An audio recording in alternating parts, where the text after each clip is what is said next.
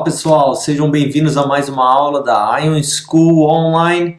Essa é a nossa 11ª aula dos livros históricos da Bíblia. Na nossa última aula nós falamos a respeito da primeira parte do livro de Esdras, já que nós compreendemos que o livro de Esdras e Neemias foram escritos como sendo apenas um só, mas a primeira parte ficou conhecida como Esdras, já que nessa porção é onde nós vemos a história de Zorobabel sendo o primeiro dos reformadores, aquele que liderou o primeiro grupo vindo da Babilônia, que agora estaria já debaixo do Império Persa, e depois a história do próprio Esdras, e por isso o primeiro livro tomaria o seu nome. Mas a segunda parte do livro de Esdras, onde nós vemos as memórias de Neemias, enquanto este retornava para Jerusalém para fazer o seu papel na obra como reformador, ficou conhecido como o livro de Neemias, mas que tradicionalmente é conhecido como parte do próprio livro de Esdras. Nós vimos então que lá em Esdras, Zorobabel e o sumo sacerdote Josué, ou como neste livro é chamado de Jesua, vieram da Babilônia com um árduo alvo de reconstruir o templo do Senhor e restaurar a ordem sacerdotal de ofertas, sacrifícios, adoração e ministração ao Senhor, Deus de Israel. Mas acabaram enfrentando uma grande resistência da parte daqueles que já estavam lá e dos governantes ao redor de Israel, fazendo com que aquela construção demorasse quase um século para ficar pronta. Depois de Zorobabel, então, que era o governante de Judá em Jerusalém e que fazia parte da linhagem real de Davi, nós vemos que mais tarde Esdras aparece então na jogada, um escriba, um mestre da lei, um homem temente ao Senhor que chega em Israel e já vê que está tudo errado. Tudo aquilo que a primeira leva de israelitas, de judeus que vieram da Babilônia deveriam ter guardado diante do Senhor, eles já esqueceram. Eles já não estão cumprindo seus papéis no templo, já não estão cumprindo seu papel para com a lei, eles agora até se casaram com as mulheres da terra. Esdras fica desesperado com aquilo. Na cabeça dele, talvez ele só conseguia pensar: será que vocês não aprenderam nada com o exílio? Será que vocês não entenderam que o que causou isso foram os nossos pecados e as nossas desobediências para com a lei do Senhor? Aquilo que os nossos pais fizeram, vocês estão repetindo exatamente, passo a passo, como foi? Se o resultado dos pecados dos nossos pais foi o exílio, o que vocês acreditam que vai ser o resultado dos nossos pecados que estão sendo comparados aos deles? Então parem de ser tapados e obedeçam à lei do Senhor. O livro de Esdras então vai finalizar com esse desespero de Esdras e essa discussão com o povo a respeito deste pecado específico do casamento misto, com aquelas pessoas que já moravam na terra quando eles chegaram, mas que o povo não deveria se misturar com eles, porque junto com as mulheres da terra vinham as abominações da terra, os pecados da terra e os deuses da terra. E Esdras exortava eles justamente que eles se mantivessem puros em relação a tudo isso. Finalizando esse momento de Esdras com o povo em relação ao casamento misto, é onde nós começamos a história deste livro que nós veremos hoje, o livro de Neemias. E repetindo então mais uma vez, Esdras e Neemias originalmente foram escritos como sendo apenas um livro, e por isso o livro de Neemias também seria chamado de Sefer Ezra, ou o livro de Esdras. Mas depois de sua divisão dentro da Bíblia hebraica, ele seria chamado ou conhecido como segundo Esdras. Segundo Esdras aqui, é importante enfatizar que não seria o mesmo segundo Esdras apócrifo da Bíblia católica, mas simplesmente uma continuação de Sefer Ezra, o livro de Esdras. Se essa porção de Esdras e Neemias for compreendido por nós, muito daquilo que os profetas que nós conhecemos profetizaram acaba fazendo um pouco mais de sentido para nós, especialmente até aquele período interbíblico, ou período do silêncio, os 400 anos de silêncio, porque o livro de Esdras e de Neemias nos dará justamente um background,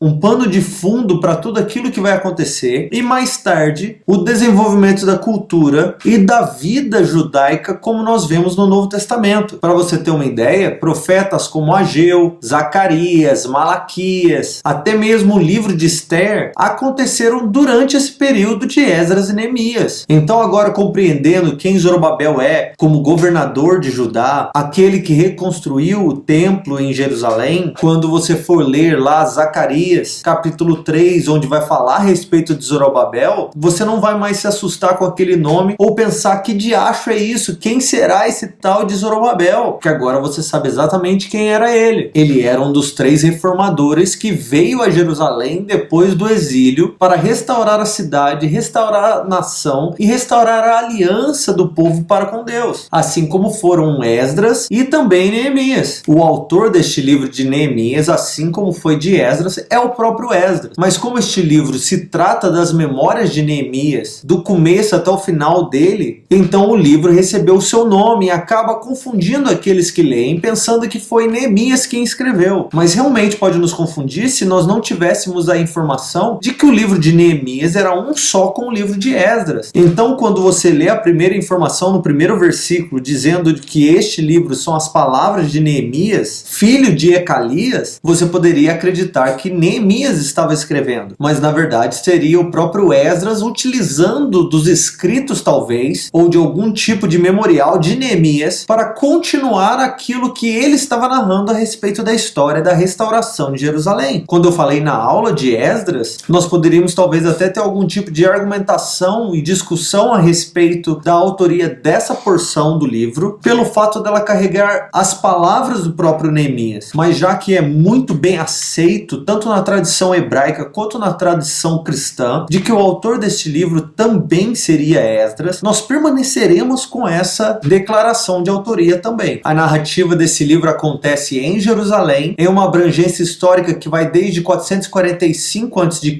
quando Neemias teria chegado a Jerusalém, até mais ou menos 433, quando teria acontecido o final dessa história. Então, para que você possa se localizar melhor e compreender a linha do tempo de Esdras e Neemias, vamos dar uma recapitulada então nos principais acontecimentos destes livros. Tudo começou então com o decreto do final do exílio feito pelo rei Ciro. Provavelmente aconteceu no ano de 559 a.C. Depois disso nós vemos o livro de Esdras, com o templo sendo finalizado por Zorobabel e Josué no ano de 515. Aí a segunda leva, que veio com Esdras lá da Babilônia para Jerusalém, só aconteceu em 458 a.C.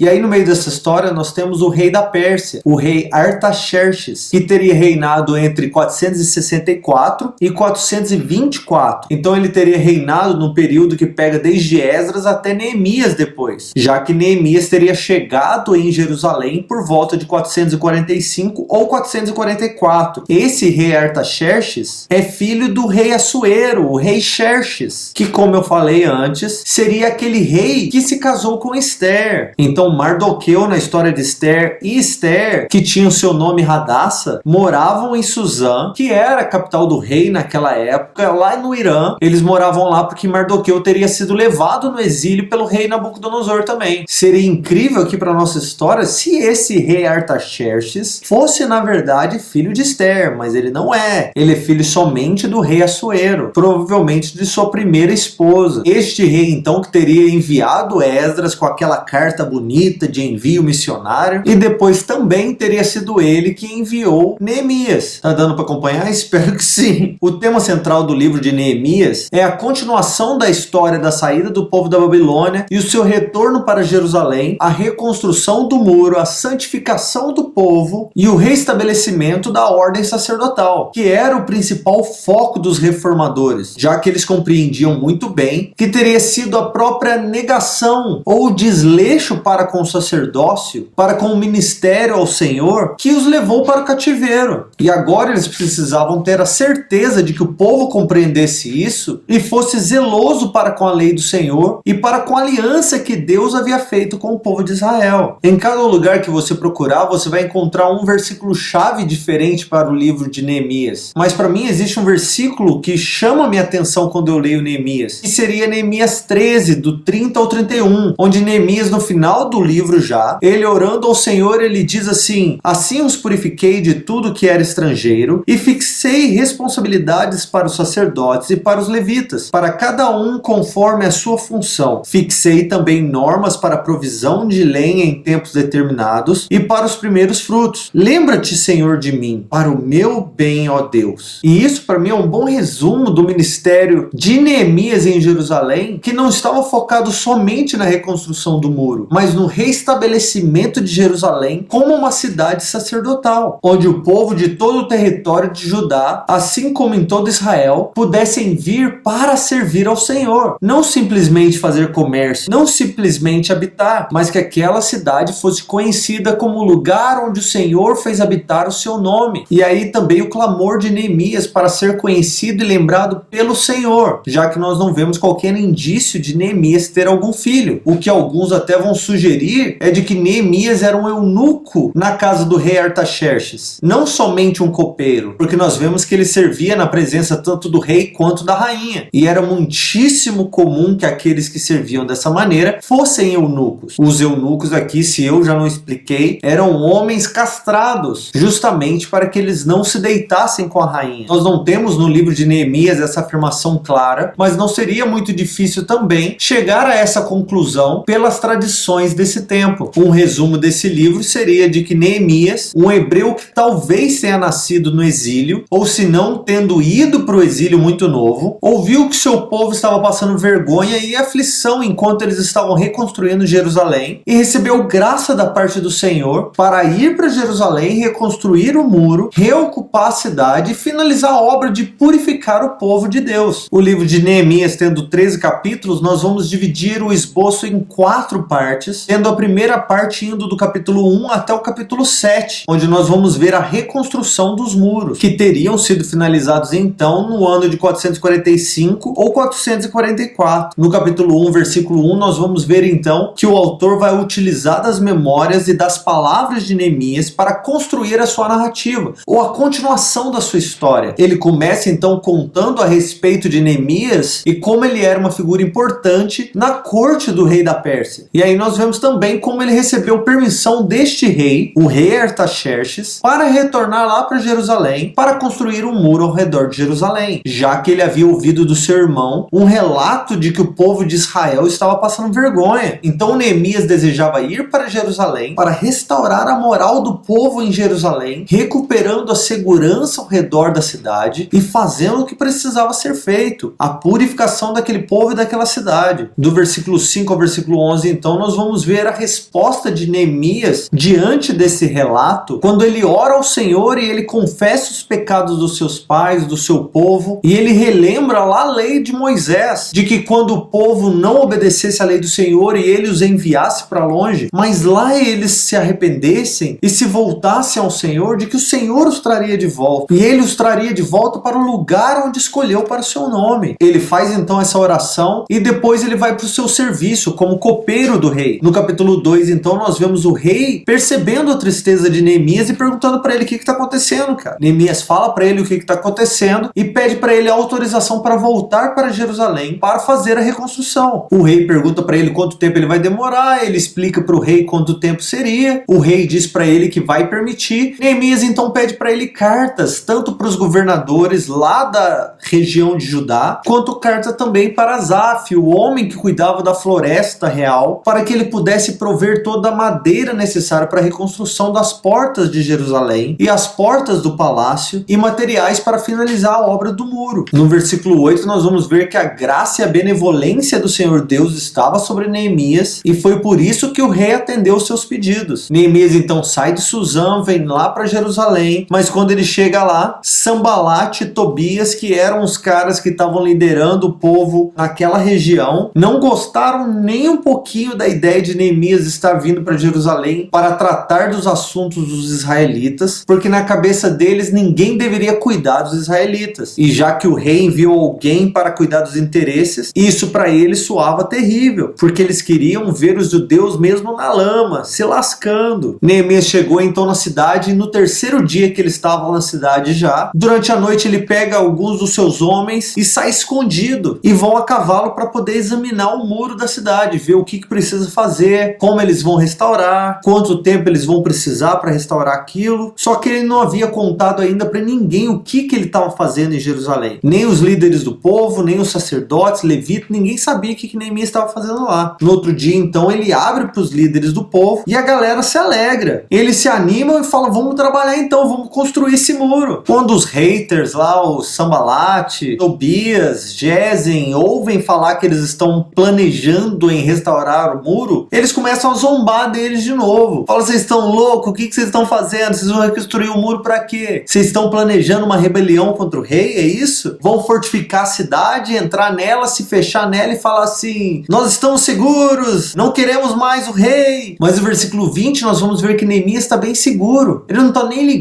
para a opinião deles. E ele até afirma que é o Deus do céu que vai fazer com que eles sejam bem-sucedidos naquele plano. No capítulo 3 nós vamos ver uma grande lista de nomes novamente, mas esta lista aqui do capítulo 3 é para descrever quem foi que participou desse projeto de reconstrução do muro, para que fique bem claro para todos aqueles que vierem depois, aqueles que se propuseram diante de Neemias e diante do Senhor de Judá. A maneira que eles fizeram então essa reconstrução teria sido mais ou menos que cada um vai restaurar a parte ou a porção do muro que ficar mais próxima da sua casa ou debaixo do seu domínio ali naquela região. E o muro inteiro então foi dividido em mais ou menos umas 40 partes e cada um foi construindo a parte que fosse mais perto. No capítulo 4 nós vamos ver desavenças novamente. Sanbalate e Tobias aparecem no meio da reconstrução, começam a tirar sarro, começam a desencorajar os construtores, o muro tá pela metade e eles começam a falar, cara, nada a ver, até uma raposa destruiria isso. Vocês acham que isso vai impedir o povo de invadir? Nós vamos entrar e destruir tudo. Os construtores acabam dando uma desanimada, começam a reclamar, começam a dizer que estão cansados, mas como eles estavam recebendo várias ameaças da parte de Tobias, de Sanbalate, dos povos que estavam ali ao redor, Neemias teve que constantemente estar encorajando eles, orando com eles e protegendo eles literalmente, porque ele estava instruindo o povo de que tanto trabalhassem quanto lutassem se necessário. E aí no versículo 16 nós vamos ver que a partir daquele dia, metade dos homens trabalhavam e a metade empunhavam lanças, escudos, arcos e todo tipo de arma. Eles estavam preparados para defender o povo. Alguns até estavam trabalhando com ferramentas em uma mão e na outra uma espada. Caso eles fossem atacados, eles largavam as ferramentas e protegiam o povo. E também o muro que eles estavam construindo. No capítulo 5 nós vamos ver Neemias tendo que lidar com uma questão dos pobres de Jerusalém. Porque os pobres vieram procurar Neemias e dizer, Neemias, já não estão sobrando mais nada em casa. Nós já estamos endividados, tivemos que vender nossas terras, tivemos que vender o que nós temos. Alguns de nós já venderam suas filhas como escravos, seus filhos. Nós não temos mais como pagar para os nossos senhores, para os nossos irmãos que estão acima de nós, os nobres de Jerusalém. No versículo 7 ele se ajunta então com os nobres, com os oficiais da cidade e esculacha os caras. Fala para eles, já não basta tudo que está acontecendo com a gente, tudo que o Senhor nos fez passar, vocês ainda vão transformar os seus próprios irmãos em escravos? Para com essa besteira, liberta eles, libera a dívida, perdoa tudo, vamos começar do zero, vamos começar direito dessa vez. Os nobres da cidade, os oficiais então falam para Neemias, claro, ótima ideia, nós vamos fazer isso então, vamos devolver os campos, vamos devolver os escravos, vamos libertar todo mundo, vamos começar do zero, vamos fazer o que é certo diante do Senhor. Neemias então dá uma balançada assim no seu manto e fala assim, que o Senhor balance vocês daqui também se vocês não cumprirem o que vocês estão dizendo. Aí no versículo 15 desse capítulo é que nós vamos ver que Neemias não estava ali simplesmente como um empreiteiro ou como um pedreiro. Neemias estava fazendo o que ele estava fazendo porque ele estava ali na posição de governador de Judá. Por isso ele tinha autoridade para fazer o que ele estava fazendo. E por isso pessoas como Sanbalate, Tobias não podiam impedir ele, porque ele tinha cartas do próprio rei que garantiam a ele a autoridade para fazer o que ele precisava fazer. E é legal ver também que Neemias, como governador de Judá, ele não utilizava as coisas que eram dele por direito, como os impostos, como a comida que deveria vir para ele. Ele usava tudo que era dele para o povo. Ele alimentava os líderes, ele não cobrava os impostos que precisavam ser cobrados para ele, porque o seu desejo, o seu alvo era de alimentar, era de servir o povo. No capítulo 6 nós vamos ver de novo, mais uma vez, a oposição de Sanbalate, Tobias e Gesem. Os caras toda hora tentando tramar contra Neemias para que ele parasse a construção e para que ele deixasse de fazer o que ele estava fazendo.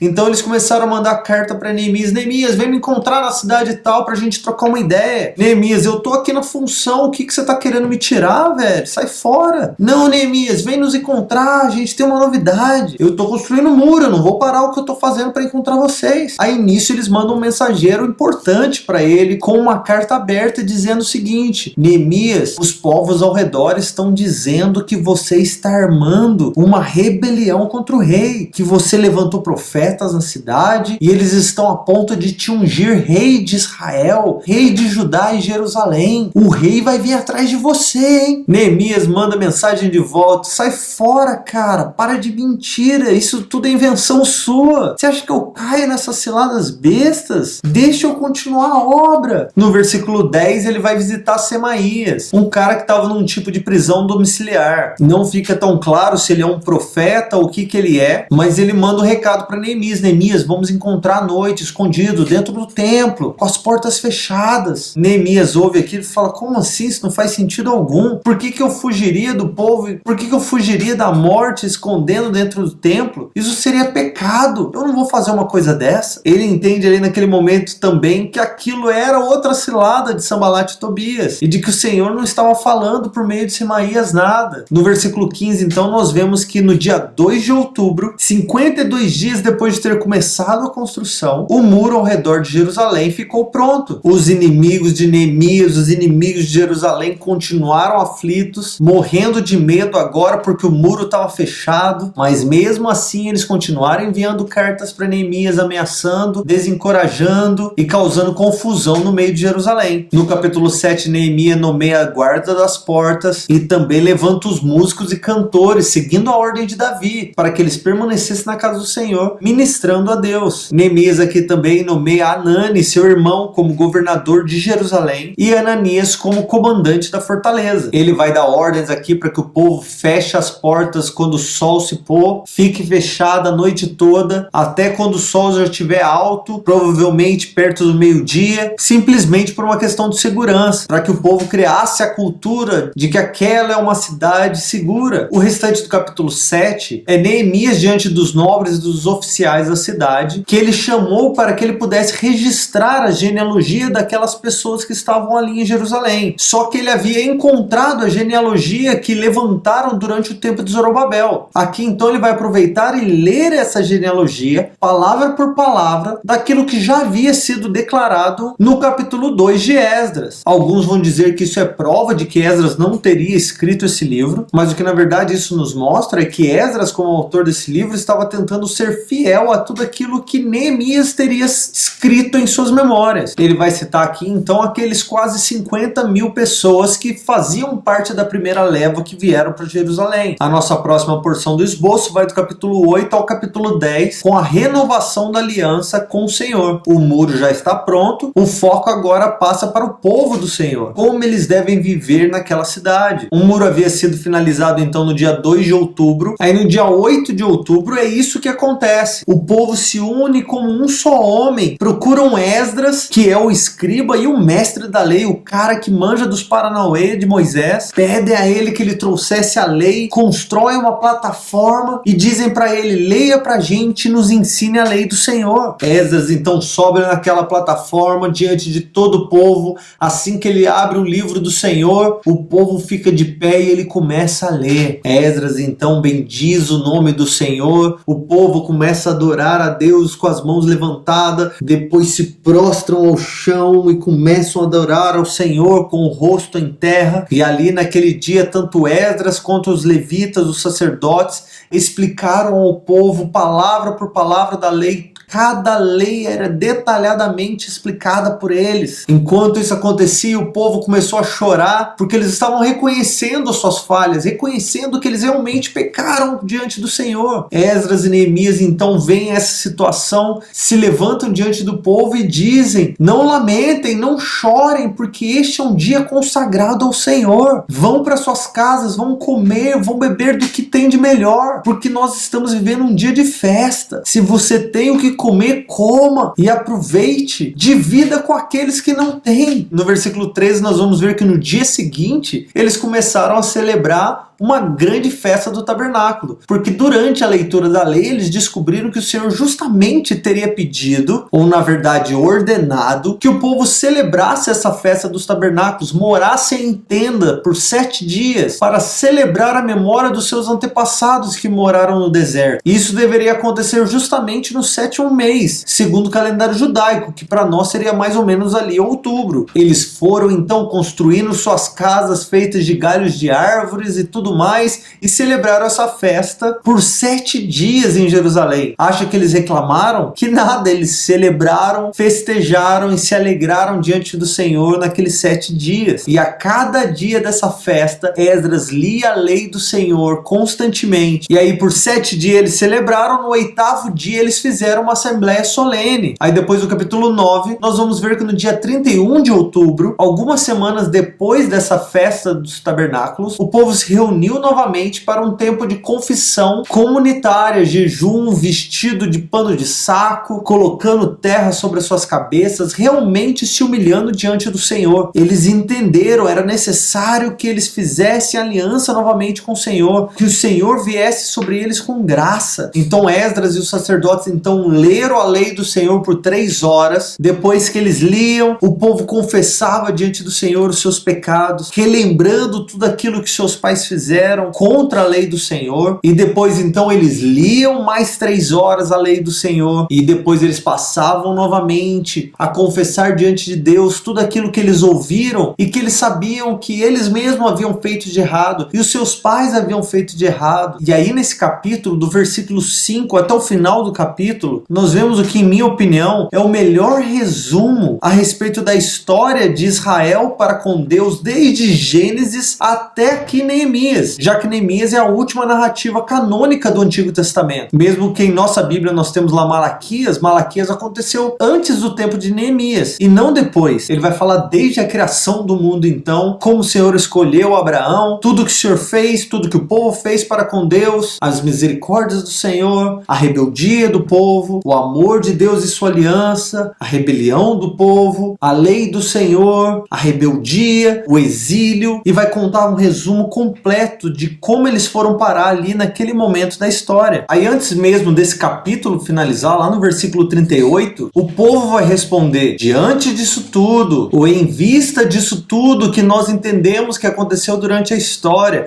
nós estamos aqui firmando uma aliança entre nós, os levitas, os sacerdotes, os oficiais, como uma nação diante de Deus. E é assim que nós entramos no capítulo 10. O capítulo 10, então, é a assinatura corporativa desse acordo, desse contrato renovado diante de Deus. Então, do versículo 1 até o versículo 27, nós vemos os nomes de todas as pessoas que participaram dessa assinatura. Eles eram chefes das famílias, líderes, levitas e sacerdotes. Do versículo 30 ao versículo 39 do capítulo 10, nós vamos ver o que é que eles estavam concordando, quais eram as afirmações que eles estavam fazendo diante do Senhor. Dentro dessa porção, então, nós vamos ver que eles estavam concordando de que eles não dariam suas filhas em casamento com os povos da terra, assim como eles não tomariam das filhas dos povos da terra em casamento para os seus filhos. Eles concordaram também de não profanar ou não ignorar o sábado, dia do descanso do Senhor, nem com trabalho algum, nem com venda, nem com comércio algum naquele dia. Concordaram de não ignorar o tributo que deveria ser dado ao templo do Senhor para os levitas e os sacerdotes, para que o sacerdócio continuasse funcionando. Os próprios sacerdotes também concordaram que eles lançariam sorte para anualmente saber quem é que traria como oferta ao templo do Senhor, ao altar do Senhor, a lenha, que era traga aqui em porções generosas para que nunca faltasse. Eles concordaram em trazer os primeiros frutos da terra e também das árvores frutíferas, em trazer os seus primeiros filhos, os primogênitos dos filhos da casa, assim como os primogênitos dos animais que eles tivessem, para consagrá-los ao Senhor. Claro que nós já vimos que essa lei é cumprida para os homens, tendo oferecido os levitas ao Senhor. Eles são o primogênito da nação de Israel, mas todos os primogênitos dos animais deveriam ser ofertados ao Senhor. Deveriam também trazer todos os primeiros frutos dos grãos e da colheita que eles fizessem, assim como trazer os dízimos da terra aos levitas, porque o dízimo era dado para o levita, para que ele tivesse provisão na sua casa. Dentro disso, o próprio levita também concordou diante do Senhor que ele tiraria o dízimo do dízimo para a casa do Senhor. Eles também, como povo, concordaram aqui por último de que eles sempre trariam oferta de cereal, de vinho, de azeite, para que nunca faltasse no depósito do templo, e que os sacerdotes sempre tivessem os materiais necessários para fazer o sacerdócio acontecer na nação de Israel. Como um todo, a maioria dessas concordâncias concordâncias tinham a ver com não negligenciar o templo e o sacerdócio que o Senhor levantou naquela nação. E aí a próxima parte do esboço, de Neemias 11 ao 12, onde nós vemos o restabelecimento e a dedicação propriamente dita do muro. No capítulo 11 nós vemos que isso acontece depois justamente de eles terem estabelecido essa lealdade, essa fidelidade ao Senhor. Nós voltamos ao Senhor e está bem estabelecido agora também que a cidade de Jerusalém tem uma função sacerdotal na nossa nação. Ela é uma cidade santa em Judá e por causa disso os próprios líderes da nação se voluntariaram a morar dentro da cidade de Jerusalém, assim como alguns outros moradores das cidades vizinhas que são israelitas se voluntariaram também para morar dentro da cidade, para repovoar e trazer novamente aquele senso de uma cidade completa, porque nesse tempo não haviam muitos moradores dentro de Jerusalém. Do versículo 4 ao 19 então são listadas essas pessoas, essas famílias que agora se tornaram os novos moradores ou habitantes da cidade de Jerusalém, por volta de uns 3.000 homens mais ou menos, sem contar as mulheres e as crianças. Do versículo 20 ao 36 o que nós vamos ver são as outras cidades, os outros locais onde os israelitas também escolheram para morar. Aí no capítulo 12 nós vamos ver a genealogia sacerdotal e levítica que já nos foi dado lá em Esdras para mostrar quem é que foram os primeiros levitas e sacerdotes que chegaram na primeira leva em Jerusalém, para focar novamente naqueles novos habitantes e naquele novo sacerdócio que estava sendo estabelecido e formado por Neemias. Daí do versículo 27 ao 43 nós vamos ver essa celebração bem diferente aqui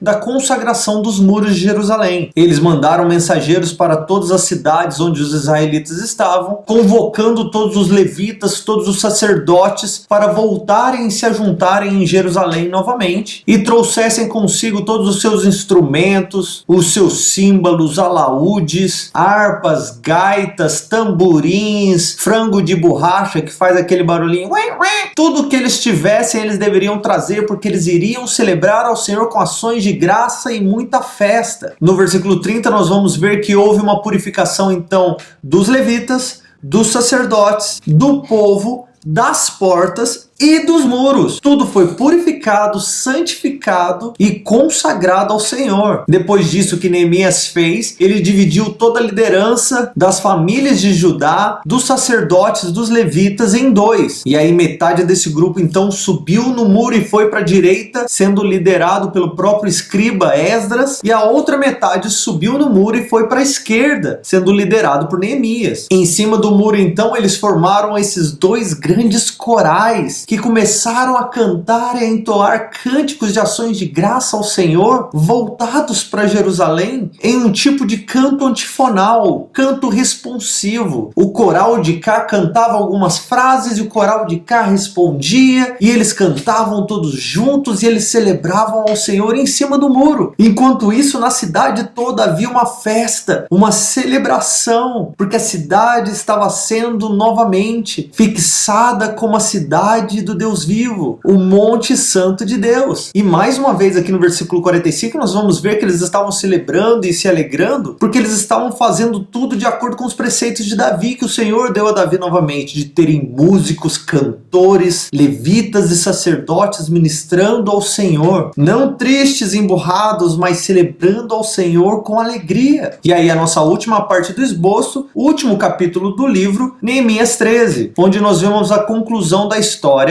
com o reforço de que eles deveriam ser um povo santo diante do Senhor. E aqui então nesse último capítulo nós vamos ver que a preocupação final é a mesma preocupação que se teve em todo o livro, de que a comunidade da fé renovada esteja pura em relação à sua fé, porque o Senhor chamou Israel para ser uma nação de sacerdotes. Nisto tudo eles descobriram na lei do Senhor de que nem os amonitas nem os moabitas poderiam fazer parte do povo de Deus. E aí nós vamos ver essa exclusão desse povo e a separação do povo de Deus em Jerusalém. Aí lá no versículo 6 nós vamos descobrir que Neemias tinha voltado para o rei Artaxerxes para reportar a ele tudo aquilo que havia ocorrido aqui, já que o tempo dele em Jerusalém já tinha acabado, de acordo com aquilo que ele tinha falado para o rei, claro. E aí ele ficou lá um tempo, depois de algumas semanas ou talvez meses, ele retorna para Jerusalém. Quando ele chega em Jerusalém, no versículo 7 ele chega em Jerusalém e aí ele descobre que Eliasibe, que era o sacerdote responsável pelas áreas do templo, tinha dado um dos quartos do templo para Tobias, aquele inimigo do povo. Neemias não ficou nem um pouquinho feliz com aquilo, mandou expulsar Tobias do quarto, mandou limpar tudo, purificar tudo de novo. Aí no versículo 10 mostra que ele descobriu também que a porção que deveria ser dada para os levitas, para que eles não passassem necessidade e continuassem a ministrar ao Senhor ali em tempo integral, não estava chegando até eles. O povo havia ignorado eles e o próprio templo do Senhor havia sido abandonado. Neemias não gosta nem um pouquinho da situação, porque bastou que ele ficasse fora um tempo. No versículo 14, assim como no capítulo 5, versículo 19, ele ora ao Senhor: Senhor, lembra-te de mim, não te esqueça de tudo aquilo que eu estou fazendo pelo seu povo, lembre-te dessas coisas que eu estou fazendo pelo seu templo, para o serviço da tua casa. Neemias foi, escafunchou mais um pouquinho, descobriu também que o povo estava ignorando o sábado, o dia do descanso do Senhor. O povo estava vendendo, o povo estava comprando, haviam mercadores que estavam chegando na cidade no sábado. Ele falou: para com isso tudo, manda fechar a porta no sábado. Os mercadores chegaram no sábado, ficaram para fora, dormiram na porta da cidade. Neemias virou para eles e falou assim: ó, se ficarem aqui eu vou mandar prender todo mundo. Depois disso eles vieram só mais uma vez, nunca mais voltaram no sábado, porque a cidade inteira estava fechada. E para finalizar o trabalho de Neemias na cidade de Jerusalém, ele descobriu um último pecado do povo, um que não era um pecado novo não, era um pecado recorrente no meio daquele povo. Do versículo 23 ao 29 nós vamos ver que o povo pecou novamente, se casando com as mulheres da terra. Se casaram com as mulheres de Asdod, de Amon e de Moabe. Aí vai falar que metade dos filhos delas falavam línguas estrangeiras e nem haviam aprendido a falar hebraico. No meio disso tudo, Neemias mete o louco, começa a bater em alguns pais, arranca os cabelos da cabeça deles tudo, começa a gritar com eles e diz que ele obrigou que eles jurassem diante do Senhor de novo, de que eles não dariam os seus filhos aos povos da terra em casamento. No meio dessa confusão toda, ele ainda descobre que até mesmo dentro do sacerdócio haviam homens que tinham se casado com mulheres da terra também. O povo estava negligenciando a lei do Senhor. Neemias exortou o povo, encorajou o povo, colocou novamente o povo nos eixos, e esse foi o trabalho de Neemias. Esdras então finaliza o seu livro com a última proclamação e oração da parte de Neemias, que nós vamos encontrar lá no capítulo 13, versículo 29 até o 31, que também é o versículo chave que nós lemos no começo da aula. Neemias falando com Deus assim: lembra-te deles, Deus meu, pois profanaram o sacerdócio e a aliança do sacerdócio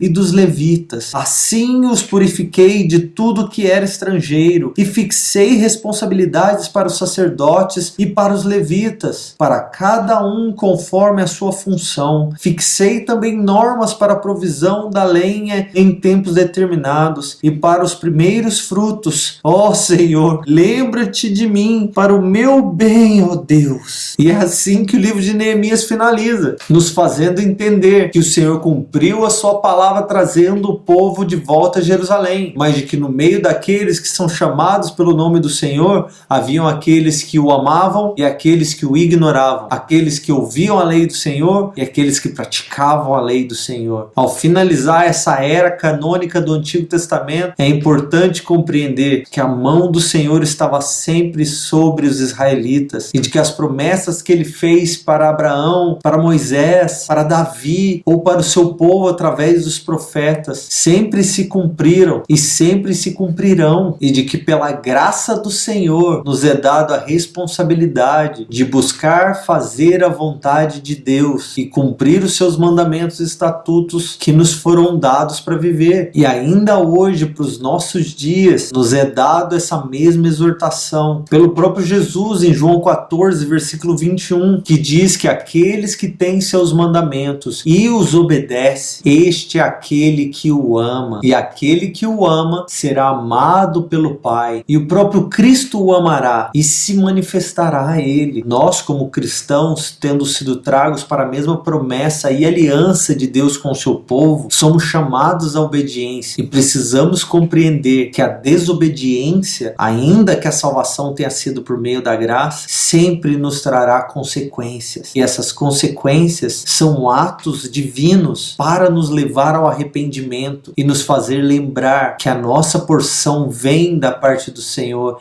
enquanto nós estamos aliançados nele. E é assim que nós vamos finalizar hoje a nossa aula de Neemias e nós nos vemos na próxima aula, se Deus quiser. Deus abençoe.